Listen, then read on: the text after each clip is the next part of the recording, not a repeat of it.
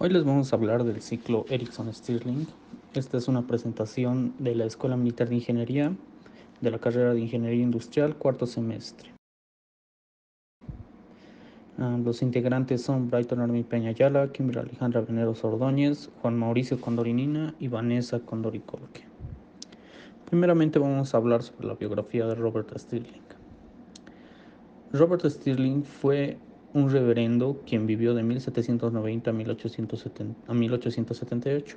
Heredó de su padre el interés por la ingeniería y desarrolló el motor debido a la preocupación que le causaban las frecuentes explosiones de la máquina de vapor de principios de 1800, construidas a bases de hierro dulce, causando muertes o graves quemaduras a las personas cercanas. Así, en 1816 patentó el motor de aire caliente junto con lo que él llamó economizador de calor, hoy en día llamado regenerador, dispositivo para mejorar el rendimiento térmico y que diferencia a este motor de otros inventos anteriores. Este motor no explotaba a causa del vapor, ya que su medio de trabajo era aire a presión atmosférica y por lo tanto mucho más seguro. Ahora les vamos a hablar un poco sobre la descripción del ciclo Stirling. El ciclo Stirling es un ejemplo como el ciclo de Carnot de ciclo completamente reversible y que por tanto alcanza el máximo rendimiento que permite el segundo principio de la termodinámica. Lo que hace especial al ciclo Stirling y al ciclo Ericsson, que es análogo pero con procesos isóbaros en lugar de isócaros, es la presencia de un intercambiador de calor. Se trata de un ciclo altamente ideal cuya realización práctica, incluso en forma aproximada, entraña serias dificultades. No obstante, en los últimos años ha adquirido relevancia con el desarrollo de motores de Stirling que funcionan de manera aproximada según este ciclo. La descripción del ciclo, un poco más detallada. Un ciclo de Stirling ideal se compone de 4 procesos reversibles, que veremos a continuación en la siguiente diapositiva. De 1 a 2 se podrá observar que la expansión isotérmica del fluido de trabajo, con el suministro de calor desde el calentador, y una expansión a temperatura constante. De 2 a 3, la eliminación de calor isocórico del fluido del trabajo al regenerador del proceso a volumen constante. De 3 a 4, la compresión isotérmica del fluido del trabajo con eliminación de calor del refrigerador. De 4 a 1, el calentamiento isocórico del fluido de trabajo con el suministro de calor desde el regenerador. Proceso a volumen constante. En este punto es donde el gas está a menor temperatura. El rendimiento del ciclo. La definición de rendimiento para una máquina térmica es, como se ve expresado en la siguiente fórmula, que el rendimiento es igual al trabajo sobre el calor absoluto. También es igual a la temperatura 1 menos la temperatura 2, todo dividido sobre la temperatura 1, o también equivalente a 1 menos temperatura 2 sobre temperatura 1. El trabajo neto será debido a la expansión y compresión isotérmicas, puesto que durante los procesos isocóricos no se realiza trabajo. Para un gas ideal se calcula como el trabajo neto es igual a N por la constante R por la temperatura por el logaritmo natural de el volumen máximo sobre el volumen mínimo, más N por la constante R por la temperatura final por el logaritmo natural del volumen mínimo sobre el volumen máximo. Ahora les vamos a hablar un poco sobre lo que es la biografía de John Ericsson. John Ericsson, nacido el 31 de julio de 1803 y falleció el 8 de marzo de 1889. Fue un ingeniero e inventor sueco. A la edad de 13 años participó en la construcción del canal de Gotha en Suecia. Trabajó en el desarrollo del motor de vapor, trasladándose al Reino Unido para difundir sus innovaciones. En 1829 construyó un motor revolucionario que se colocó en la locomotora Novelty. Viajó posteriormente a Estados Unidos, donde diseñó la fragata USS Princeton, en la que instaló un motor de hélice creado por él mismo. Durante la Guerra Civil estadounidense aportó al lado nordista estadounidense el buque de guerra acorazado USS Monitor, equipado con una torre de cañones giratoria. Este buque venció al acorazado de la escuadra sudista CSS Merrimack en 1862. ¿Qué es el ciclo Erickson? El ciclo Erickson, o su primer ciclo termodinámico, el primer ciclo Erickson, ahora se llama el ciclo de Brayton. De hecho, este ciclo cerrado de Brayton, que se aplica comúnmente a los motores modernos de turbina de gas de ciclo cerrado. El segundo ciclo de Erickson es lo que ahora se llama ciclo de Erickson. El segundo ciclo de Erickson es similar al ciclo de Brayton, pero usa calor externo e incorpora el uso múltiple de un enfriamiento y recalentamiento. La descripción del ciclo. Se procede entonces a efectuar el siguiente ciclo. 1. Expansión térmica. 2. Enfriamiento a presión constante o enfriamiento isobárico. 3. Compresión isotérmica. 4. Calor añadido a presión constante o calentamiento isobárico. Las aplicaciones. Tanto el ciclo de Erickson como el de Stirling son usados en motores de combustión externa.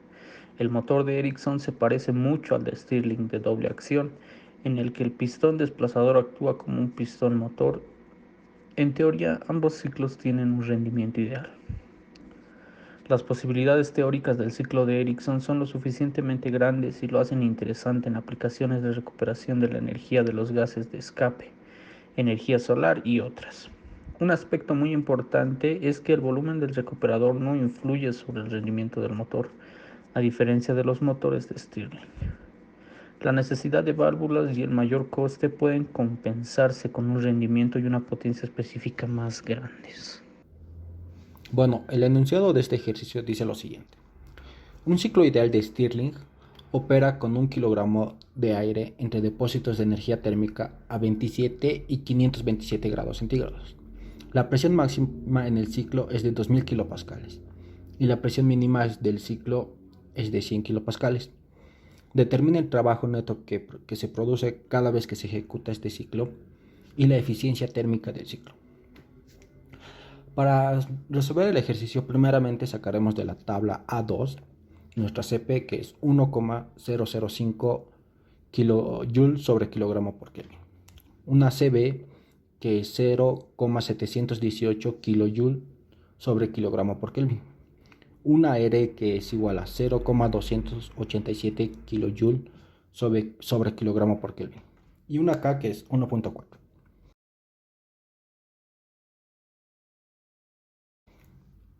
Primeramente sacaremos la presión 2, que esto es igual a la presión 3 por la temperatura 2 sobre la temperatura 3. Reemplazando datos, nuestra presión 2 nos sale 266.7 kilopascales. Ahora calcularemos nuestra relación de entropías. Para esto hay dos ecuaciones, la primera es CB por el logaritmo neperiano de la temperatura 2 sobre la temperatura 1. Y la segunda, que es R por logaritmo neperiano de la presión 2 sobre la presión 1, la cual usaremos la de la R por logaritmo neperiano de la presión 2 sobre la presión 1. Reemplazando datos, la relación de entropías nos sale 0,5782 kJ sobre kilogramo por Kelvin. Para calcular el trabajo neto, tenemos que calcular el calor de entrada, el cual es igual a la temperatura 1 por la relación de entropías que acabamos de hallar, lo cual nos sale que el calor de entrada es igual a 462.8 kJ sobre kilogramo. Para calcular nuestra eficiencia va a ser igual al 1 menos la temperatura de entrada sobre la temperatura de transferencia, lo cual nos sale 0,625. Lo multiplicamos por 100 y la eficiencia nos sale 62.5%.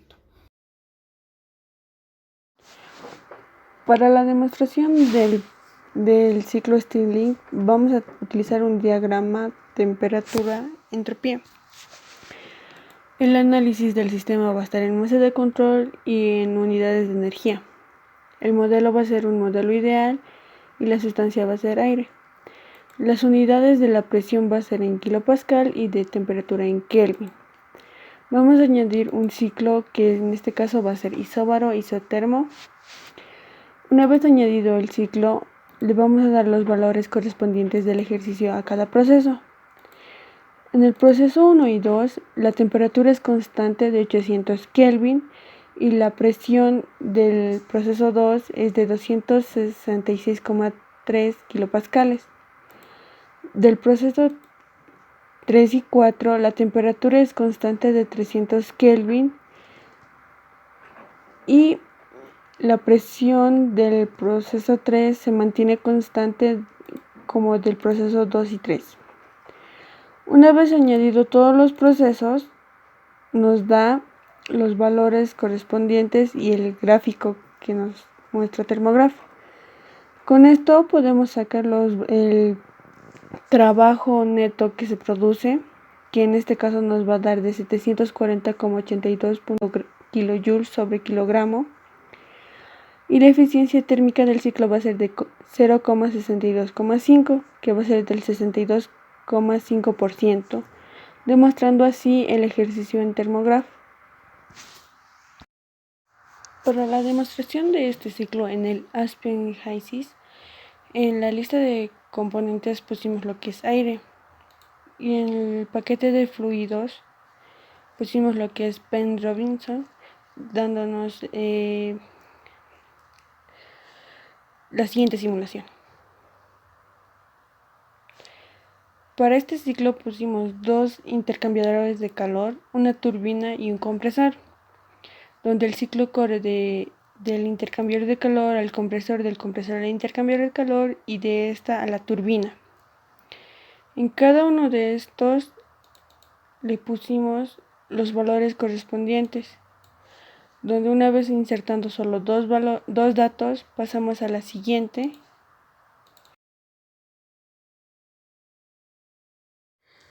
Así en el proceso 2 también insertamos los dos valores correspondientes y en el proceso 3 igualmente, para finalmente en el proceso 4 también añadir los dos valores que se necesitan.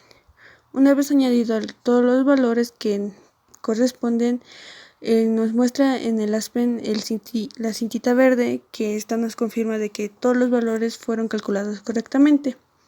Además de esto podemos sacar lo que son las tablas de cada equipo, como por ejemplo del intercambiador de calor, de la turbina, del compresor y del otro intercambiador de calor.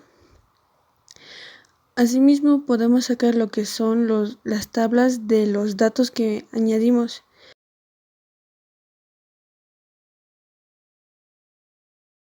Del proceso 1 sacaríamos la siguiente tabla, asimismo del proceso 2 y por siguiente del proceso 3 y del proceso 4.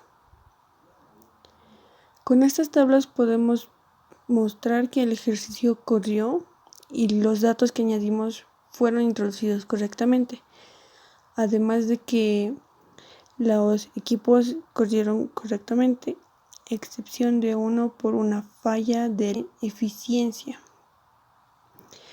Pero con el tiempo esta se le puede corregir añadiendo nuevos datos o descartando algunos datos que sobresalen en el ejercicio. Y con esto concluimos lo que es la explicación del ciclo Ericsson y Stirling. Muchas gracias por su atención.